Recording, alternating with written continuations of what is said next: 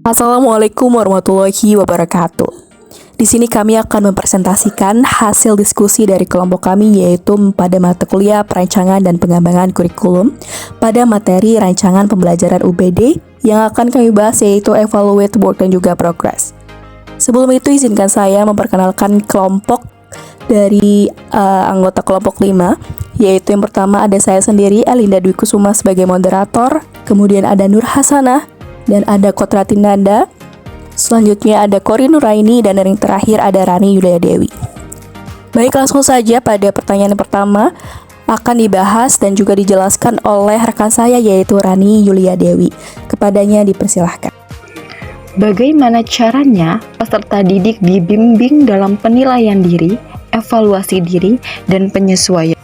Penilaian dapat diartikan sebagai suatu cara untuk menilai kemampuan peserta didik yang berkaitan dengan proses dan tingkat capaian peserta didik berdasarkan hasil penilaiannya sendiri. Penilaian diri atau self-assessment merupakan suatu teknik penilaian yang di dalamnya peserta didik mengemukakan kelemahan dan kelebihannya dalam pencapaian kompetensi baik pada ranah kognitif, ranah afektif, maupun pada ranah psikomotorik. Guru dalam membimbing peserta didik dapat menyediakan alat ukur berupa instrumen penilaian diri yang berisi pertanyaan-pertanyaan yang menggali sejauh mana peserta didik menangkap materi, apa saja yang sudah dipahami, dan apa yang belum. Inti dari materi yang dipelajari serta kesimpulannya.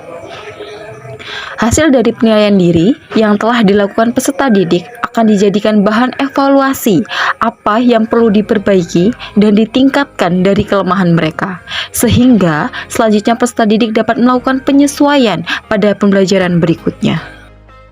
Selanjutnya, pertanyaan yang kedua adalah bagaimana peserta didik akan terlibat dalam evaluasi diri akhir untuk mengidentifikasi diri, menetapkan tujuan masa depan, dan memiliki semangat belajar.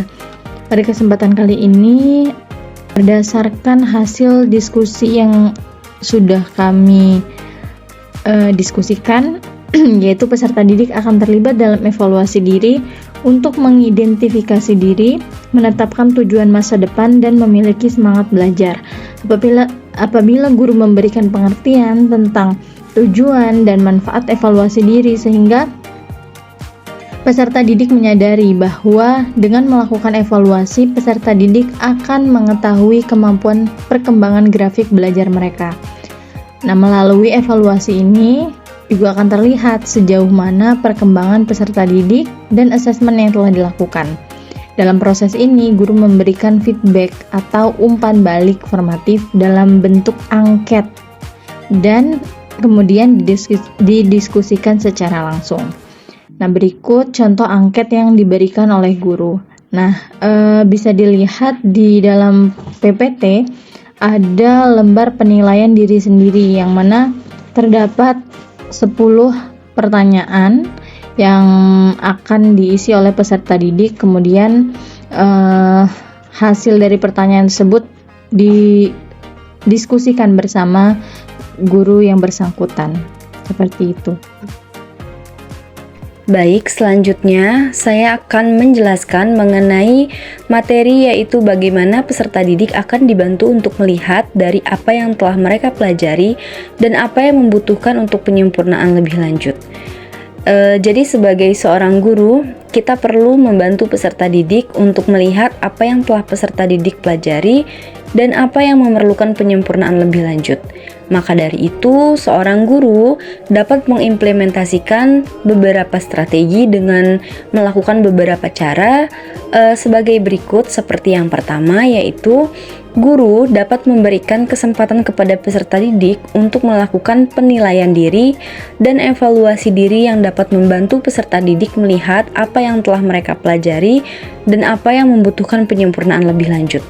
Lalu untuk poin yang kedua, yaitu guru dapat memberikan sebuah umpan balik terbuka atau feedback terbuka dengan cara memberikan umpan balik terbuka secara teratur, baik secara lisan maupun secara tulisan.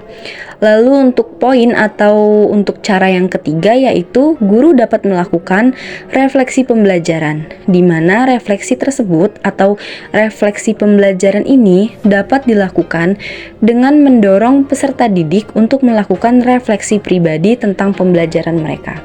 Untuk poin berikutnya akan dijelaskan oleh rekan kelompok saya. Baik, saya akan melanjutkan penjelasan dari Ibu Nur Hasanah. Cara selanjutnya yaitu guru dapat memberikan penugasan metakognitif yang dapat mendorong pemahaman diri terhadap proses berpikir mereka. Kemudian, poin selanjutnya yaitu guru dapat menggunakan penilaian formatif yang dapat memberikan gambaran sepanjang pembelajaran. Hal ini dapat mencakup kuis singkat ataupun diskusi kelas maupun tugas. Yang selanjutnya yaitu guru dapat menggunakan metode pembelajaran kolaborasi kelompok yang dapat memberikan kesempatan bagi peserta didik untuk berkolaborasi dalam kelompok. Dan poin yang terakhir yaitu guru dapat memberikan materi pengayaan atau dukungan yang disesuaikan dengan materi pembelajaran berdasarkan kebutuhan individu. Untuk peserta didik yang memerlukan penyempurnaan lebih lanjut, berikan materi pengayaan atau dukungan tambahan. Kemudian, ada beberapa teknik khusus yang bisa guru gunakan untuk mengetahui pemahaman peserta didik, yaitu antara lain jurnal belajar, menjelaskan ulang, self-assessment, ataupun meringkas bacaan.